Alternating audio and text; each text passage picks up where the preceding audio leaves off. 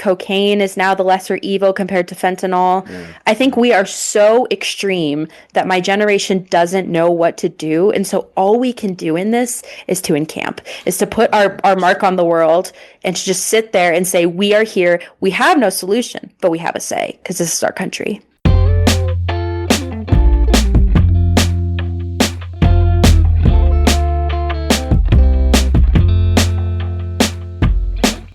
All right. I'm Ben Boyce. This is the Dr. Junkie Show. And today I invited Maddy Grace back. Maddy's a 22-year-old Gen Zer who was a student in a few of my classes a few years back before she graduated. And since I talked to her on the podcast last time, her and I volunteered together inside a prison in Colorado, working with incarcerated authors and writers and helping them polish whatever they were working on. So we'll talk about that near the end of the episode, along with all sorts of other stuff once we get past this initial nuclear bomb that came up of Israel and Palestine. Definitely not the best place to start a conversation, I suppose. But after that, we cover a lot, including sex work, cocaine use being on the rise again in Gen Z, media portrayals of sexuality, including high school dramas, big butts and how to get one, Ozempic and other weight loss drugs, the field of fat studies, the pornscape and the consequences of living in it, especially as a young heterosexual man in a patriarchal culture like the US. And what else? We also discuss neoliberalism infecting everything, the Trump 2.0 fiasco with ICE murdering citizens, and a whole lot more. By the way, just a note on my language in this episode, I don't think all Gen Z men are incels. My son is a Gen Zer. I teach classes full of Gen Zers. So when I say somewhat sarcastically partway through this convo that Maddy's generation is full of incel men, I'm generalizing for the sake of the conversation. But the other side of that coin is like, hey, Gen Z bros, get your shit together. With that, welcome back, Maddy Grace. Have you been watching today? I've been listening, As actually. the I world fucking prefer, falls apart. yeah, I prefer to listen, because then it's not real. It's like a song, you know? Yeah. You could just turn it off whenever. It's funny you say that because we were sitting watching coverage and I actually was a little annoyed as a teacher that I can't save the four screens. So I had like Fox News, MSNBC, CNN, and BBC. And then it's one audio but four screens and I could actually click between. And I wanted to be able to assign like 10 or 20 minutes of this coverage to students in our media class that you took a couple of years ago and then have them go around and listen to the exact same story in real time. It's a weird place, and I couldn't do that, so I was annoyed, but it's a weird time to live in, and we were both sitting there like feeling this rage that is kind of the point. That's why, for those of us that are studying this and trying to pay attention, one, it's not new. I want to talk to you maybe to start and ask how your generation or how you, as a representative of them, how you feel, but also that I'm trying to watch this and be a historical observer and remember that if I was watching a Goebbels clip, it would be boring almost, but I would be like, I could learn a lot more from it without being caught up in how fucking mad it makes me. And if you can still let the anger be there but pay attention, it's like, anyway, that's a long intro, but I am curious because I think it actually has a lot to do with every time we talk, we do this. It's like this big chunk of capitalism and power and racism and classism and some drugs sprinkled in there. But as somebody that is younger than I am and represents to some degree Gen Z, like, how does this ring to your generation or to you? What's going on right now? How does it feel? Yeah, I think that's a good question. Maybe I'm not the right person to answer this question, but I can definitely give you my perspective.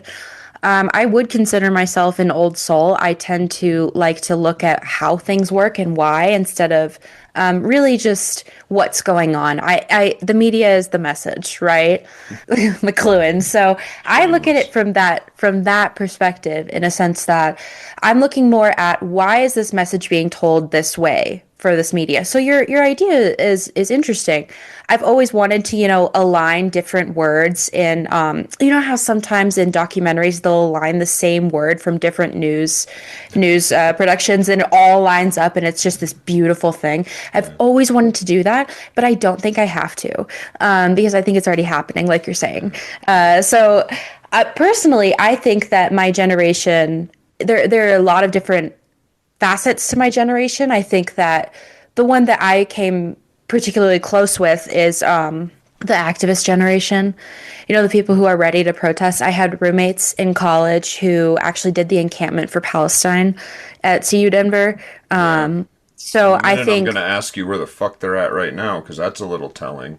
no, let's talk about that because I remember when the encampments were happening and I was talking about in your class from the river to the sea, you know, we like that chant. Yeah.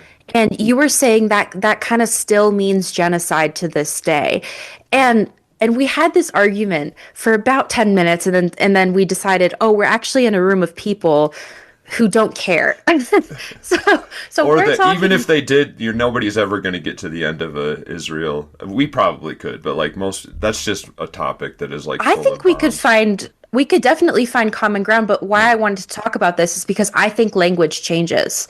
I Yeah, think sure. things change over time, meaning changes. And that's why I think, you know, what we're talking about today, like emaciation in Hollywood, that is completely changing. Remember we've always had this like resurfacing of anorexia and the popularization of it. Like I grew up with a mother who was anorexic. To me, it was never glamorized because I just saw the toll that it takes on people. But I think for people who are kind of stuck in that mindset of, and I what maybe stuck isn't the right word, but people who maintain the mindset that you have of like language doesn't change, this is always bad. Oh, I think maybe that's all right. That's not what I meant. But we should see now we're already in it, and this is what's wild. It's like, why would you even talk about this, Ben? Let it, but suddenly coming to mind is my rate my professor page that like repeatedly says like this dude will talk about anything. Like sometimes he brings up stuff in class to have people like, what the hell is going on? I thought you couldn't talk about that. So whatever, here we are. But the reason that means genocide has to do with the two groups that are at war. Palestine elected Hamas, and I know after that there were some elections that were stolen, but this mindset of we own all of this stuff and we're going to take it, there's some degree that's not the vocal mindset of Israel, but you're not going to get Israel people that are just going to leave. So what I'm saying is more, especially given what that piece of ground right smack in the center, Jerusalem, and a lot of the what Christians and Jewish people call and Muslims call the Holy Land. The only way that anybody could own that entire property from the river to the sea, you have to wipe them out. And actually, that's something that's talked about a lot in the Hamas charter. I don't want to misspeak because I haven't looked at it lately, and this isn't even what we're going to talk about today, but the reason those words still to this day hold that power, they could change and mean something else. Both sides actually say it. And I think when both sides say it, because of how both sides think about this, you would have to kill a bunch of people to do that. But just to clarify, I think you're right that the words change and they will continue to change. It's just that these two groups in this land, I don't know how either side could use that language and not imply genocide. well, let's talk about the connection between generation. Personally, I don't think my generation has the answer. I think we press for them. I think we Yeah, want yeah. someone else to figure them out, and we're not. I don't see a ton of Gen Z leaders. I see a lot of Gen Z spokespeople right now, and we're young. Well I'll give done. us that, but we're young. But I also, you know, They I think don't they're see leaders, spokespeople. spokespeople. You have a voice. Voice Yeah. in leadership is very different to Well, I me. just wonder if this is part of the problem, is that given how media works right now, spokesman and influencer is synonymous with leader. And if even if we both know, no, it's not, and it shouldn't be, that's how the president got elected. That's actually how Obama got elected. This isn't a new thing. If some of these folks who are social media influencers are being looked at that way and they feel like that about themselves, that's more what I'm saying. Because I feel like that might actually be part of what we bump into and all. I feel like we got three topics we want to cover today because we just added a third. Remember my classes? They're always like this. But this first one, righteous cause, everybody that was watching that and that was really paying attention feels like, for God's sake, guys, too far, repeatedly, over and over. And even right now, this whole idea that there's peace there now, no, there's not. There were 4 people killed yesterday by Israel. That protest, it felt like they were unthought out, and almost like you said, we just didn't quite know enough as a generation. We just knew something was fucking wrong and we were tired of it. That's great, except it felt like that's why nothing really came of those protests. They could have been all the energy that went into them. What bugged me, I didn't see anything accomplished because of it, and I might be wrong, but it felt like they could have pulled a lot more off had they been more strategically aimed at power systems. I'm wondering if that feels at all connected to the same thing that's going on with Iran right now. It feels like, and it's also not getting as much news coverage because it didn't start with an October 7th style killing of people who U.S. citizens largely see as us, people like us, whereas the Palestinians who were that day the attackers are just generally not seen as people like us. I understand that's probably part of what's going on in Iran, but it's nuts that it feels like we're going on thousands now of people they've killed for peaceful protest, and they just had a revolution I don't know how many years ago, a decade or so, and this is now happening again, and like the U.S. is over here like, I don't think camping on the campuses is the way to fix this. I don't know if that was a way to fix Palestine, but it's interesting to me that maybe the same problem there is that our activism isn't well informed. We're more guttural nowadays. We act on emotions, and then sometimes we get halfway through cussing somebody out and we realize, oh shit, I'm cussing out a stranger. Too late now. Better make it make sense, right? All three things that we're prepping for have to do with kind of holes in our knowledge that, given our media landscape, they don't feel like holes. Influencers probably do feel like leaders because they get a million fucking likes every day and people saying you changed my life. I'm going to vote for you for president. Bro, I just got a YouTube channel, right? That feels like the majority of our problems right now. Well, power is very destructured, decentralized. Like I was saying before, I don't think we have one Gen Z leader or multiple Gen Z leaders who can kind of, come up with solutions for how does the U.S. respond to the genocide in Palestine? How do we respond to Iran? Because this is our world now. That we're being handed this big pile of shit, and we're being exactly. Guess who handed you that pile of shit? This was going through my Thank you, head Ben. too. Yeah, Thank you, Ben. Our generation was like, oh, brand new drugs? Well, here, have one. Oh, it's designed for what? Oh, to keep you looking at it, your cell phone or your computer or your video games or whatever. Brand new drugs that never existed. Let's give them to our kids without warning labels, without ever really thinking about how bad it could be. That feels like a big part of the problem too. Like porn feels like the pornscape feels like it's going to be in the background of this conversation too once we get to Ozempic. What the fuck is going on with the men in your generation? Do you know how... Can I talk about that? Go ahead, I used to do sex work, and I was freshly 18. I actually have not publicly spoken about this before, so listeners, you better be kind about this. I was freshly 18, and I had this idea in my head because all of my male friends were kind of saying, like, you could make so much money on the OnlyFans. Like, it's so empowering for women. And it was basically to just get me to show my nudity. And, like, I did that for about 2 months, continued to do smaller, more personalized sex work, stuff like that. I actually completely stopped a couple years ago because I was like, I just don't know if this aligns with my values, and I don't know if I trust the men in my generation. I don't know if I trust people because I had, that stuff is republished, exposed, all of that. So it wasn't necessarily it wasn't my content anymore. And that's what I think a lot of 18-year-olds getting into sex work have failed to realize is that, like, it's not yours anymore. Once it's out there, it's out there. And if it's screenshotted and shared on Reddit, you don't get any profit from that. Right.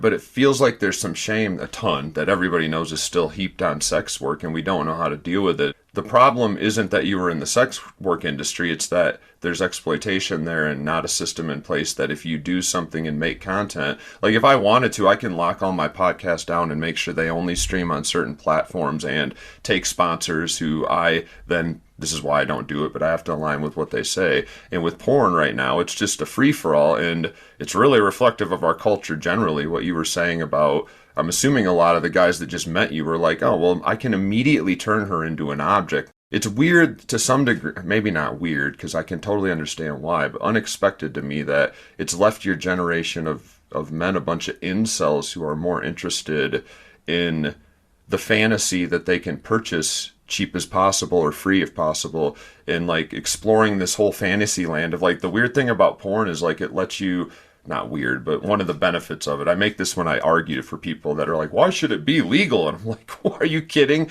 It lets you go explore places that you're like, oh, well, I'm kind of interested in that, but I don't think I want to do it. And like other things that you're like, nope, wasn't into that at all, glad I never tried it. Just stuff. It's just a fucking art product. But if in that market people are making content that gets absorbed, that only goes because there's so much shame still involved in it.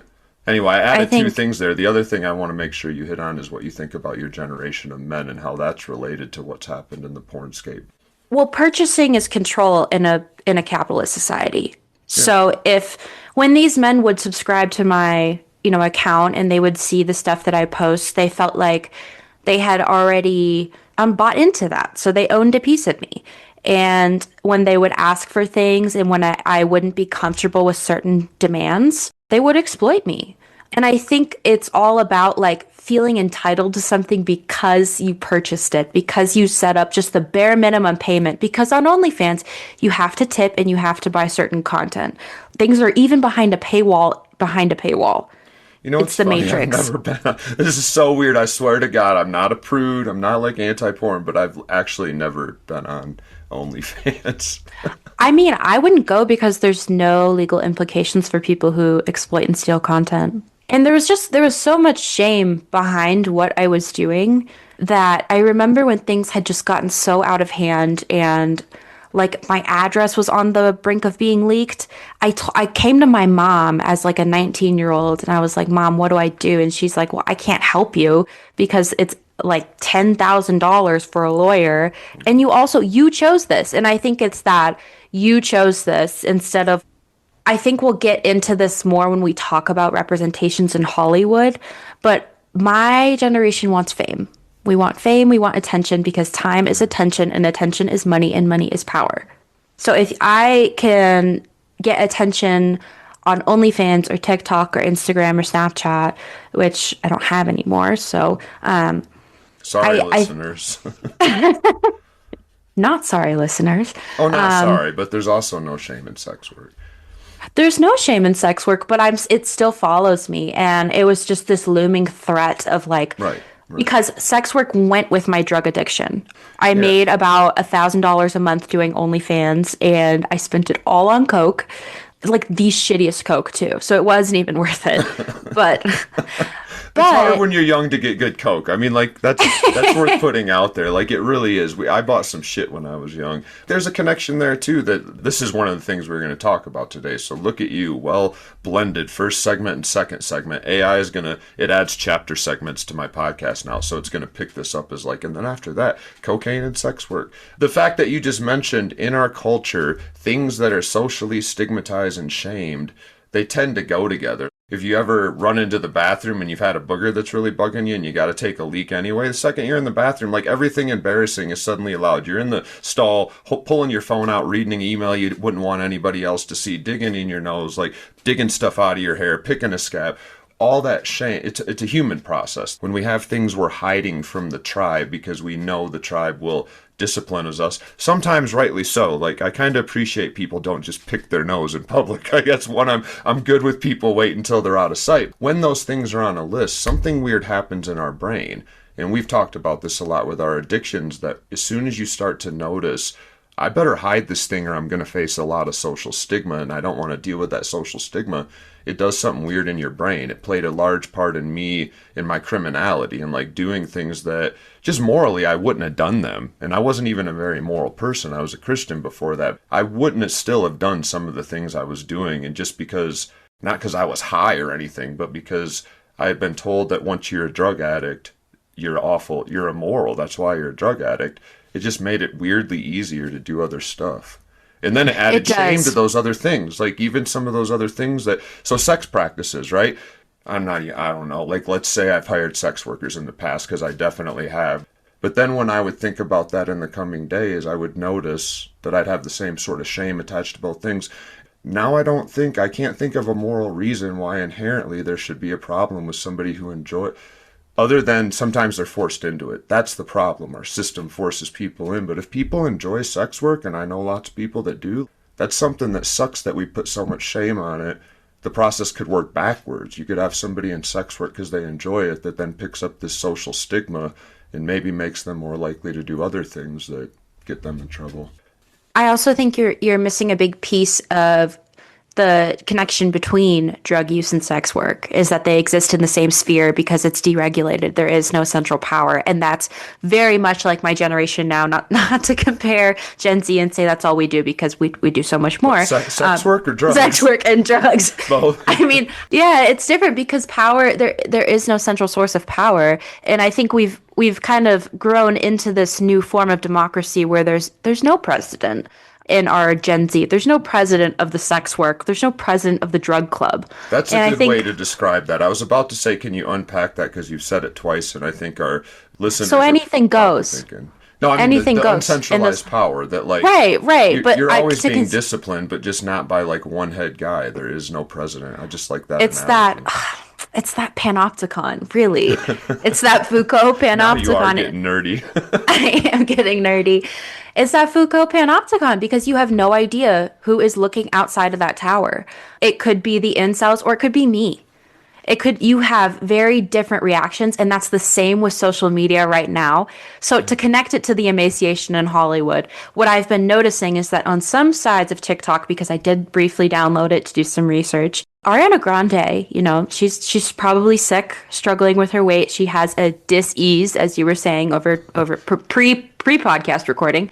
But she has a dis-ease, and different people look at her in different ways. They have different reactions. Some are glorifying it, and some are really against it.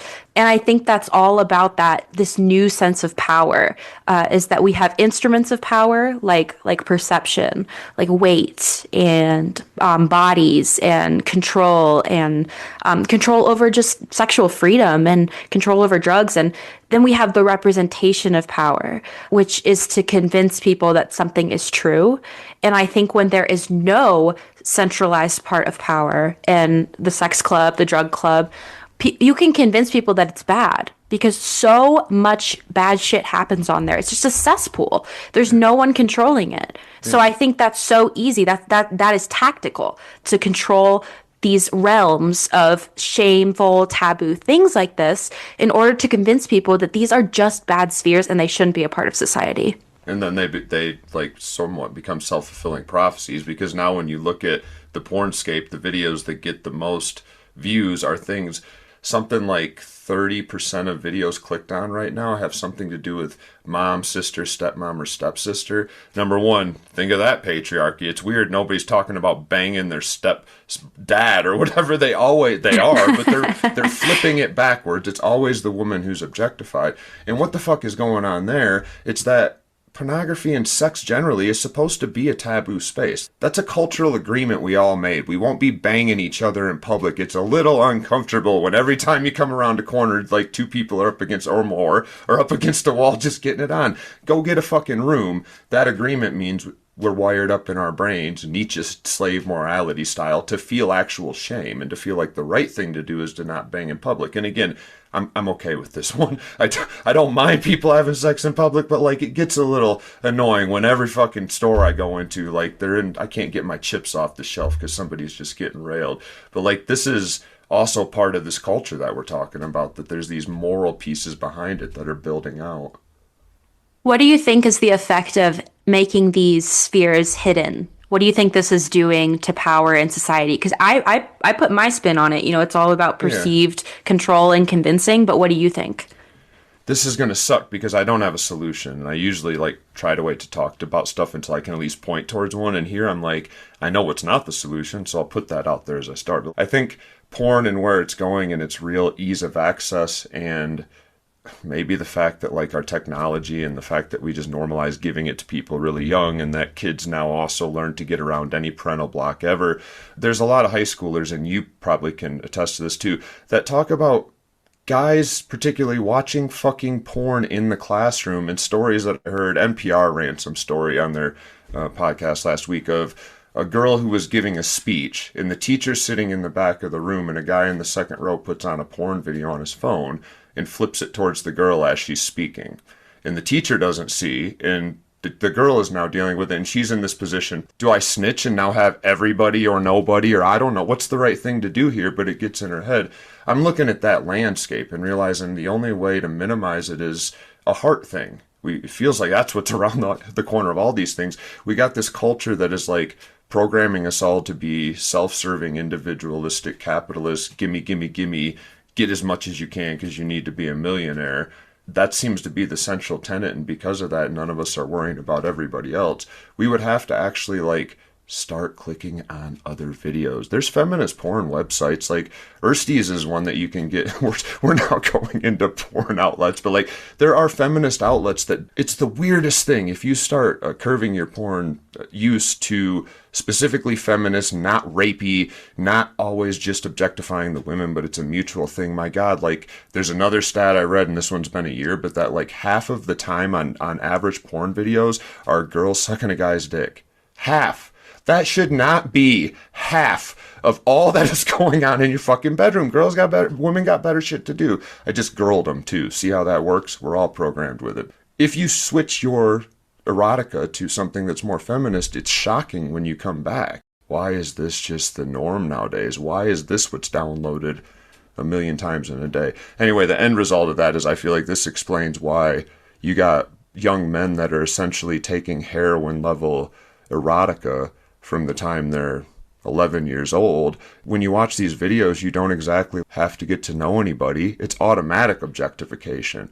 How are they going to learn how to fucking socialize and how to have a relationship and meet a woman and not be fucking creepy and be respectful and learn to like somebody and learn how, if it doesn't quite work, to say, hey, here's where I am, I don't like. That's not in any of these videos, and this is the good shit. And another thing that's going to come up probably right now is that neoliberalism seems to be in the room, right? Turn everything into the super pulp, take coca leaves and turn it into super strong cocaine and throw 90% of the plant away because we don't need that shit. We just need the super strong stuff that people like the most. Sell it to America. And then don't pay attention when America is like sick as fuck.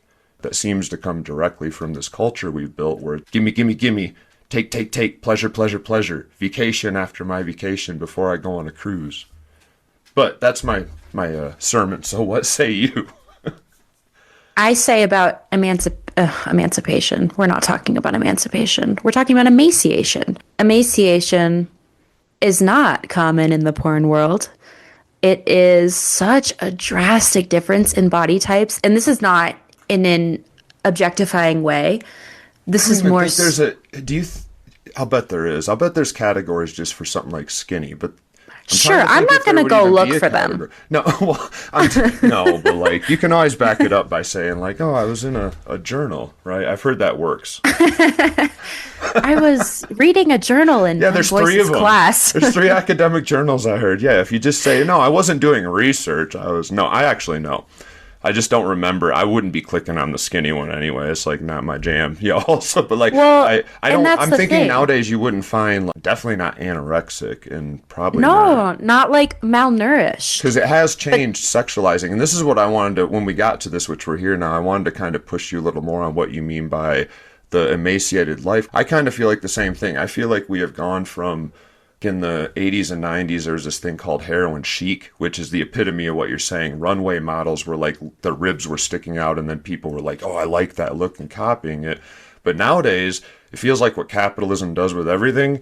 That was a one-size-fits-all lifestyle. Run on a treadmill, or come to my gym, or buy my aerobics video, and you'll be in perfect shape just like me. And now we're in neoliberalism, which is all the little bougie off-markets. In 1970, if you were actually like, well, I want to be skinny, but I want a really big butt, you had to go find a fucking guy. You had to buy a specific book. It was a niche market. And then when those markets picked up, or like happens in our culture, people started looking at other objectified women and their lives are on TV, and they were like, I like this and this.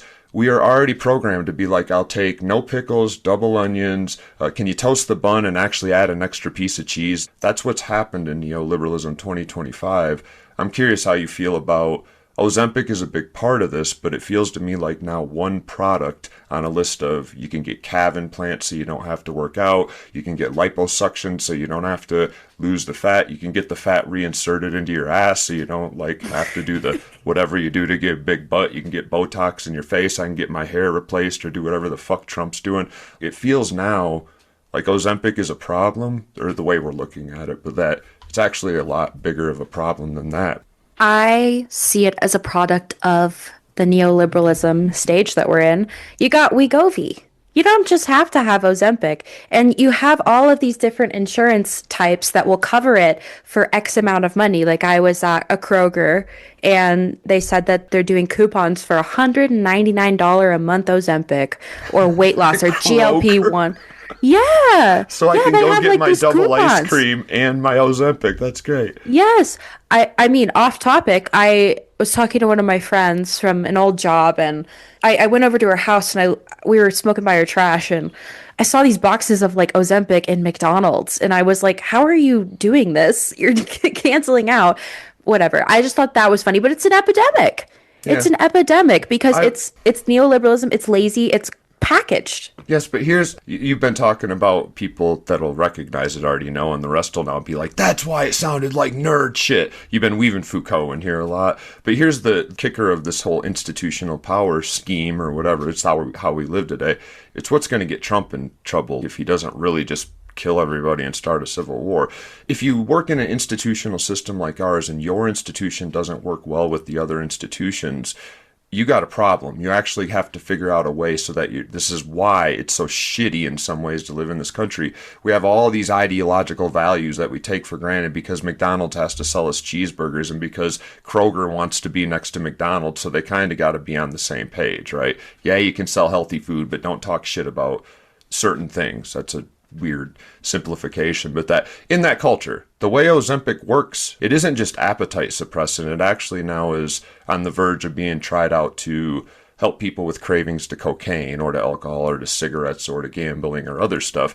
It seems to do something in our brains and bodies that for a set amount of time just de-interest us in a lot of the capitalistic shit that everybody else is like, hell yeah, we're not really, I'm not going to get that much excitement from it anyway, so why bother? That don't play well with our culture. So it makes me wonder if the pharma can advertise this lifestyle, but nobody else is going to pick this up and be like, take up the don't eat when you come to our resort and don't eat ice cream after the... That don't work well here. That's the one But saving grace I think this particular style of weight loss might have. right, and let's add a layer to that style. Who is leading Big Pharma right now? Can you name one person who is telling everyone about GLP-1s? Well, I mean, Yeah. commercials, just media. But no, no. No, That's the closest I'd get to one entity is that commercials.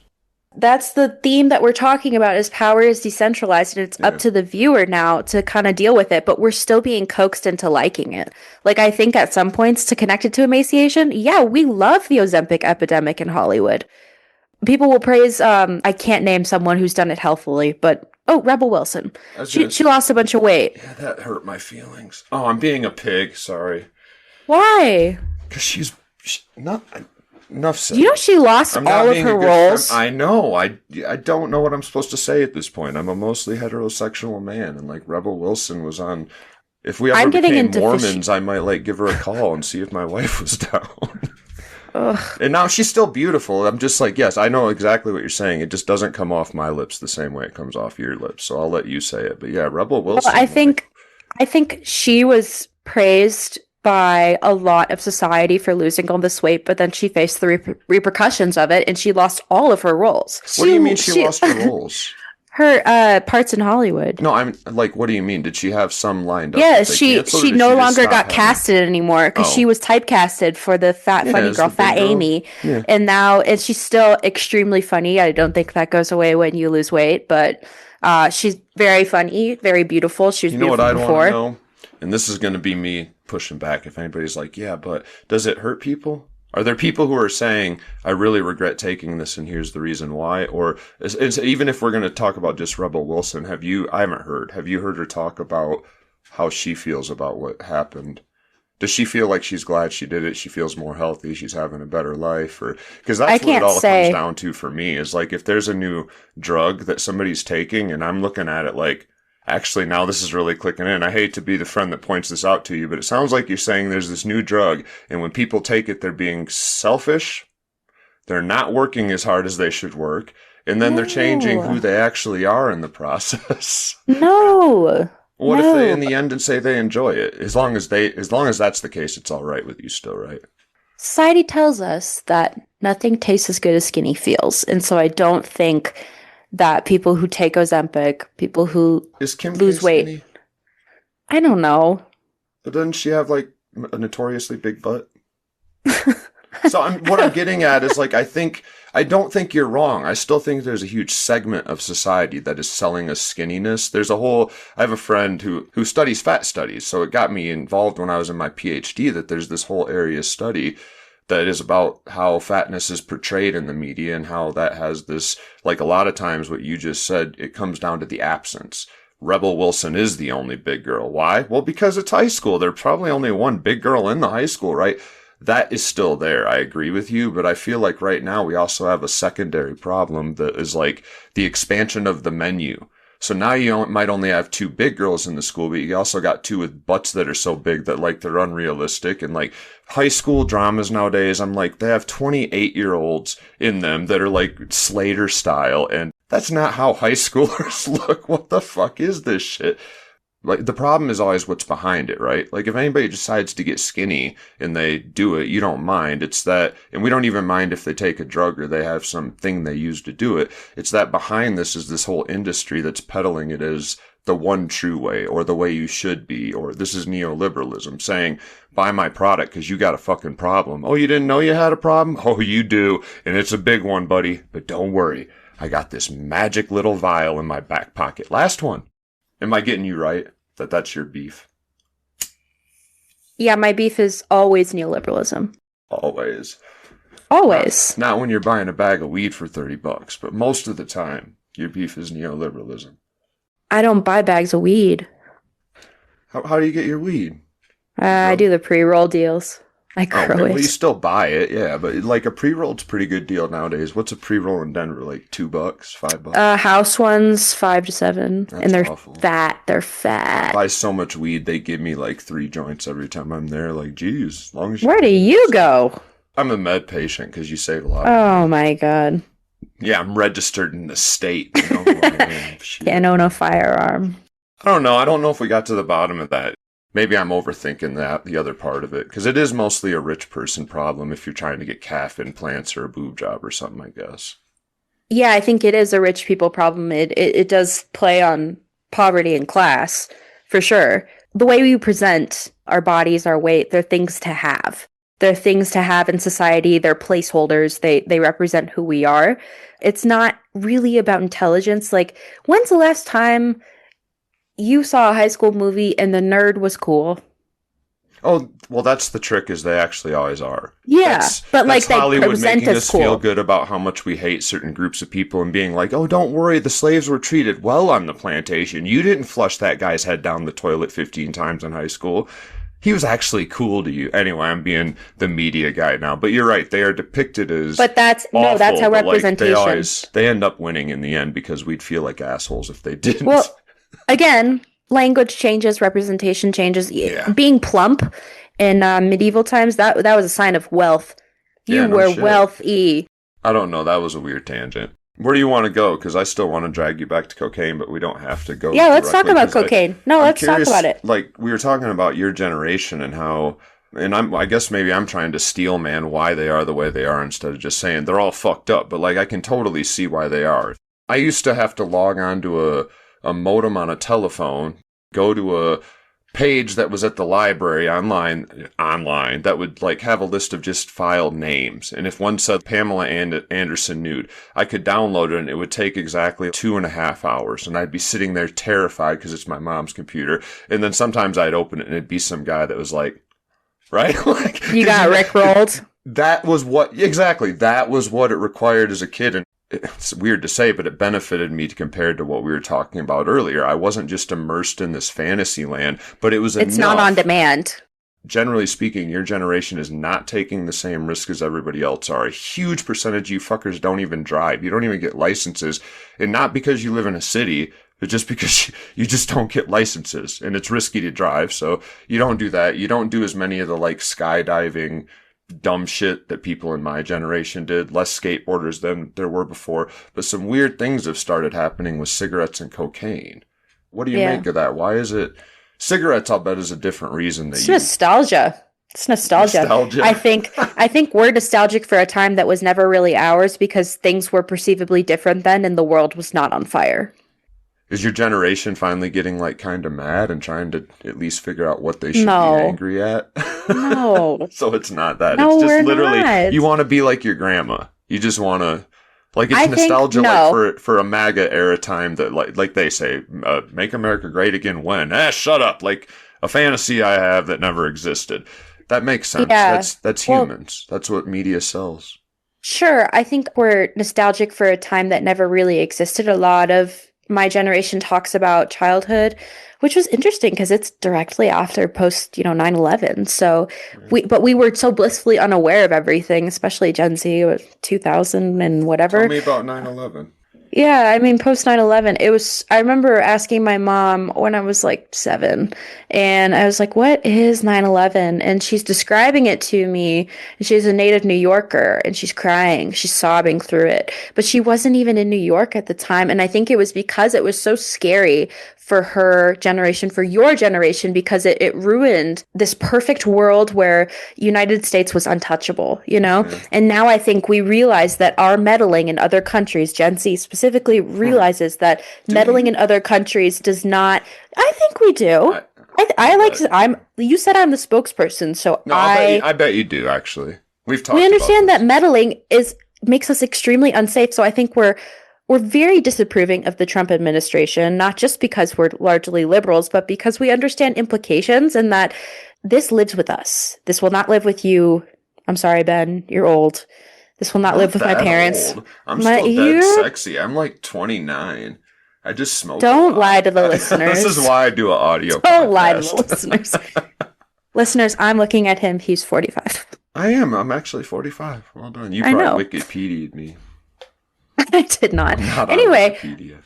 post 9/11, I think that was just we grew up in that generation of being so blissfully unaware. The internet was new. There was no tablets. Playing outside was still cool. It's funny you say Um, the internet was new. Like, what do you mean the internet was new? Was so, MySpace just still a thing or something? You mean it was yeah, I new that mean, it worked? Like it was a new thing that yeah. actually worked? Okay. Our introduction to the internet was like online games, like Yeah. Webkins, Top Tropica or Pop Tropica or whatever, and Club Penguin. It was fun. But that slowly faded away with how things, shaped out with the longest war. I think that really took a toll on our generation, especially now that we have so many veterans who have so many health implications and PTSD, and they experience homelessness at a higher rate. I think Denver's done an interesting job at lessening the amount of veterans who've experienced homelessness, but it doesn't really make up for what they experienced. And my point to that is that I think my generation sees things as having more impact in the long run. I think we see long-term effects more than just what previous generations would see as short-term. Yeah, I think my generation is nostalgic for a time when creed, like political belief, really meant nothing, and it was just kind of something you discussed by yourself in the polls, and you made a decision on your own. And Republican didn't necessarily mean fascism, and some sects of Democrats didn't mean socialism. I think it was just things are so extreme now. Emaciation or plumpness, certain drugs like cocaine is now the lesser evil compared to fentanyl. Yeah. I think Yeah. we are so extreme that my generation doesn't know what to do. And so all we can do in this is to encamp, is to put our mark on the world and to just sit there and say, we are here. We have no solution, but we have a say because this is our country. If somebody would have said that when I was talking to him about the protest, I would have been like, well, then, okay, that's cool. I was stuck arguing with you. I would have And also everyone else was said, like, shut up. just while we're here, let's also accomplish something. We just talked about this in class the other day. We have less power, it feels like, than ever before. Like, what am I supposed to do? The most I can do is literally get on an airplane, spend money I don't have to go fly somewhere, find a hotel. Well, this seems like I'm already counterproductive, but okay, to go hold a sign and scream at people. I guess got pardoned on January 6th. And that's the weird thing about this that clicked today is what we saw on January 6th is what is frequently happening. Like what happened today, this person just got killed this morning, and it was like 5 or 6 ICE agents beating them on the ground because they had a gun in their hip. They wouldn't give him in a state where you're allowed to carry a gun. And he went to ask them why they were trying to arrest somebody, and it suddenly rings a bell that when you pardon people who did that and start to rewrite the story and call them patriots, you're signaling to everybody that on the street, that's what the level of normalcy is now. That's what a patriot looks like. Try not to talk about too much directly political stuff, because you've realized I'm oddly a centrist too, but not. I just also can pinpoint some things Democrats have really fucked up in the last 10 years. And by the way, they're on the take, so what would we expect? Because bribery is legal in the United States. Citizens United, what the fuck do you think is going to run for office? Somebody that is honest, or somebody that's like, I can get money from corporations if I say and do what they want me to, and I'm pretty and I know how to talk good on social media and argue with people? It strikes me that you and I haven't talked since we went in and volunteered. We've talked, but not on recording, since we went in and volunteered a few times at Sterling. Was that your first time inside? Yes, it was my first time inside, and I loved it. Didn't love the drive. That was a long drive, although you always made it fun. So I appreciated that, but you can only say so much about the drives on recording for 6.5 more years. It'll go in a book you write someday, though. It will. That was Maddy Grace. You know, everyone who is alive remembers where they were on 9/11. As it turns out, I had a unique perspective. I was in jail. I remember being out on work crew and being unexpectedly called back to the jail and then locked down, and we watched the news unfold on a small TV that was bolted in the corner of the cell block. I wonder if the same thing is happening today, or if the current mediascape is so polluted and overwhelming that it's difficult for 9/11 style moments to stand out anymore. That's a big part of the political strategy that's going on right now, to keep us all overwhelmed, annoyed, afraid, fed up, in a state of mind where it's just about impossible for a human to slow down and change their mind. Anyway, Maddy will be back next week to finish this talk and dive into a few other topics, so stay tuned for that, and feel free to shoot me any questions or topics you might want us to discuss during that show. Until then, love yourselves and the addicted people in your life. I'm Ben Boyce.